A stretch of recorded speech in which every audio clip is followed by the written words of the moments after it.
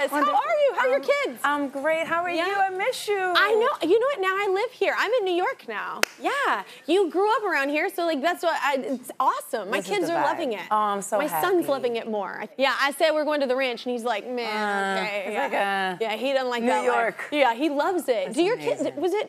Do you feel like your kids kind of developed a certain independence growing up here? I feel like mine did. Definitely. I mean, I think New York will give you that New York energy. It's going to give you that good independence. It's going to teach you a lot really fast, which I think is incredible. Absolutely. So you're doing something cool, and it's at a Brooklyn museum, right, with your hubby? Yes. It's called the Giants. It's the Giants exhibition. It's actually a portion of our art collection. Yeah. And it is at the Brooklyn Museum right now. Y'all always look so good. Look at that handsome man. Yeah. This is so cool, though. Have you always been into art, both of you, right? Yes, we have. We've been collecting collectively for as long as we've been together. Yeah. And so this has been a passion because we've always wanted to collect works that are special and unique, and we develop really relationships with the artists so that there's not just transactional, there's a real camaraderie, there's a friendship, there's a love there. Yeah. And so these works that are on display are all oversized works. So when you walk in, you can't believe how big and grand they are, and you see these faces on the walls. It's so gorgeous and stunning. It is beautiful, and we collected the art, but you can't kind of hang all of it in your house. It won't fit. Yeah. And so to see it for the first time at the Brooklyn Museum, even us, was stunning. We couldn't even believe it. So it's really special. You're gonna love this exhibition. Yeah, I had never been to a gallery even before I worked on The Voice, and I worked with Chance, the rapper, on one of the seasons. Right. And he was just going off about like how he loves going to galleries and he loves doing art shows, and I was like, wait, what?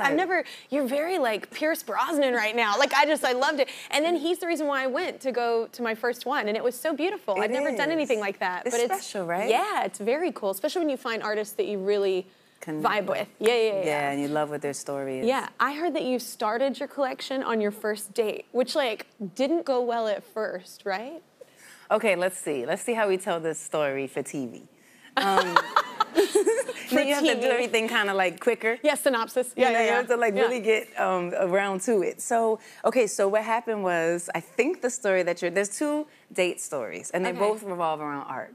The first one was that on one of our first dates, he was late. And I had to kind of really plan to make this all work, and I just couldn't believe I was there waiting for him and he was late. And I was like, you see, I should have never even done this. Why did I even do this? And I was all fussing and frustrated. Yeah. And so at the end of, so he brings me a pair of glasses. And I was like, you're late and you're bringing me a pair of glasses? Couldn't put it together, but he's a giver. Yeah. I learned as we went, he's a giver.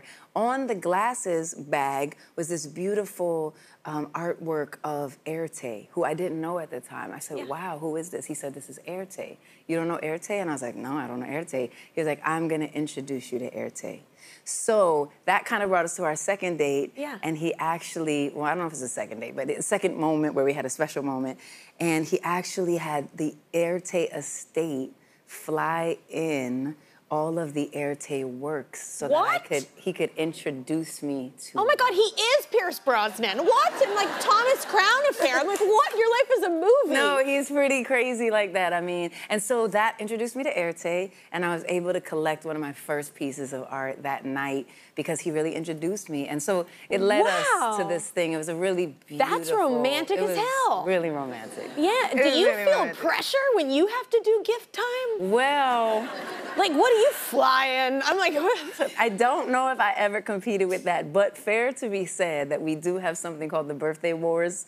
They've kind of developed over the years, and I do want to say that I started it because since he was so inventive, one birthday I threw him his birthday at the Guggenheim Museum because I know how much. Oh my gosh.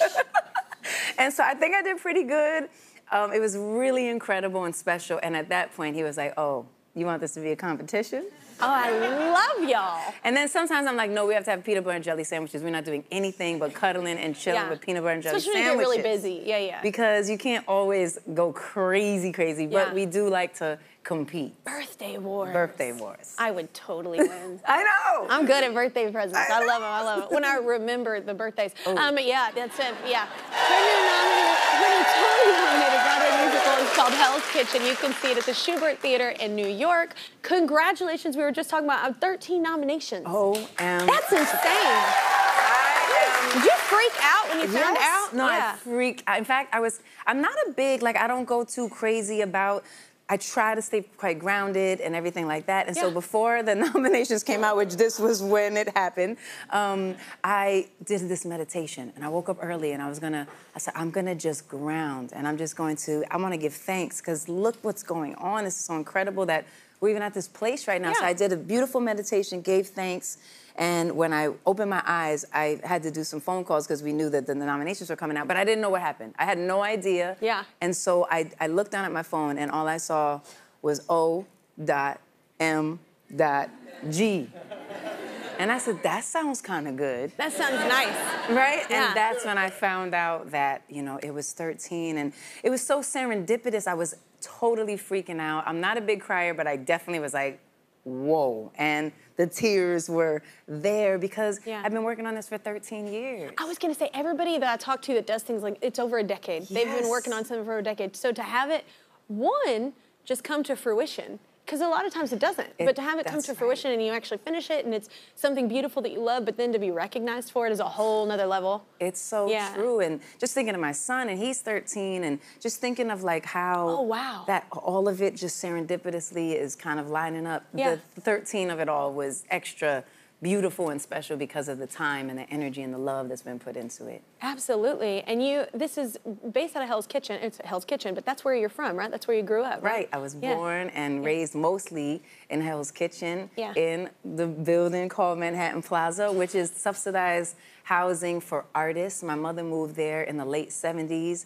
And she was able to, her rent there when she first moved was $75 a month. Oh my gosh. Don't we wish? I was like. So the idea was that as an actor or as an artist, your income fluctuates. And so per month, you're able to pay a ratio of what you make. And that was really, I mean, it changed her life. It changed my life. It allowed me to be in the middle of a city that I probably wouldn't have been able to grow up in. So it's incredible. And that is the foundation of Hell's Kitchen. Like the inspiration for it. It's based in this building called Manhattan Plaza. And so you meet all these artists from all these different walks of life. You meet Allie, who's a 17-year-old girl being raised by a single mother in the 90s in the Hell's Kitchen, which is very rough during that time. Her mother's very concerned about her safety and her well-being, and Allie is trying to find her muse, her independence, her freedom, her identity. She's looking for who she is, and this whole community is really around her. And ultimately, you discover that it's a mother and daughter love story because she's the one there for her at the end. I actually love that part. Like, I didn't see that coming. And was that always the purpose, like the intent of it? I think that over time, with workshopping it and truly understanding the meaning of it all. The messaging, we arrived to the realization that this was a mother-daughter love story. And it's so interesting because as people who have been in the business for many years, especially in theater and Broadway, they say that this is a quite underdeveloped storyline, meaning we don't get to see a lot of storylines that focus on mothers and daughters. And I didn't really think of that before. You know, there's many, many father-son stories, but there's not really a lot of mother-daughter stories. So I thought that was really beautiful that this is a special storyline that you don't often get to see. You fell in love with Broadway because of your mama, right? I did. She was raised in Toledo, Ohio. So she kind of, you know, quintessential New York story, dreamed of coming to New York to start her career as a dancer and actor. And so she came here, and when I was a kid, we always would stand on the TKS inexpensive, cheap ticket line so we could get the tickets to go see the shows. And she would, you know, we would go. That would be something that we did together. And I do believe that opened my mind to what's possible in creativity, and what options there are. And I never really thought that eventually I would make a musical in this way. I was gonna say, was that ever in your like trajectory? Like, did you ever think that was gonna? I didn't. I mean, I was so focused on music and the whole music business and the whole thing that we did. And that's enough. That's a lot. Right. So as time went, creating Hell's Kitchen was really inspired by knowing that there were so many diverse stories that I witnessed, particularly in Manhattan Plaza. And I wasn't necessarily seeing those complex, unique, diverse stories out in the world. And I wanted to start to create some of them. And so that was kind of the impetus that pushed towards starting to create this idea of Hell's Kitchen. It's brilliant because you got a do what you know. Right. And you know that world. That's and like right. no one could tell that story better than you because that's your story, your world. I know it's different from your story. Right. It's not autobiographical, but yeah, there is the inspiration of the city and those people and the real life experiences. Yeah, you get it. That's transparent. So okay, so we also have Hell's Kitchen. Is it fellowship?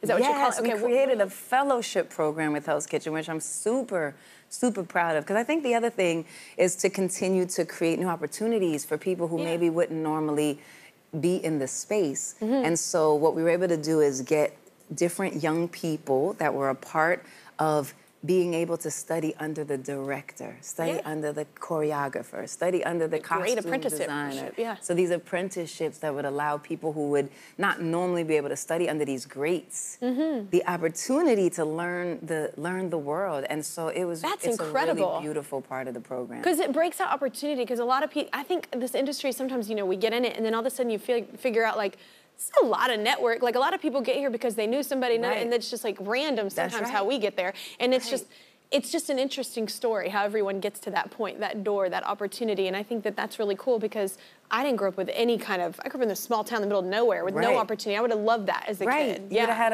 had a chance, and then to learn under people who are so skilled and been in the business that you would have never had a chance to even be in the room with. It's beautiful. Yeah, it's really cool. Part. Really, really cool. Any new music to talk about? What? Oh, like, you know, for me or like with like you, like Alicia Keys. Oh. Yes. I just realized that my next album is going to be my 10th album. Y'all told me that.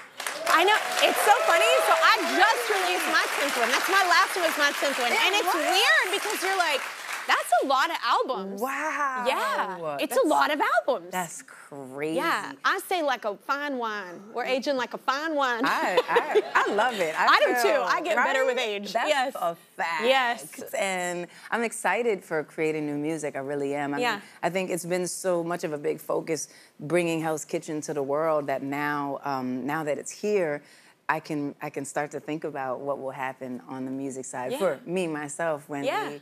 You know, but I'm also excited about, you know, so many young artists and bringing forth, you know, bringing some young artists into the mix and be able to be a part of their journey too, because I think there's so much to share. I love the fact that I think a lot of ways maybe I don't know if you felt like you had a lot of mentorship, but maybe sometimes it's a lonely road. So I did not have any. I know. Yeah, that's why I love doing The Voice. I actually really did love that and like getting to like actually care and know what they felt like in that moment. Like I didn't have anybody, so that would have been really cool. Yeah, it's so I think it's cool to give back like that. Me too. Yeah, I'm looking forward to your new music. Well, thank you. And you know what's cool about this part of our career too is I love this.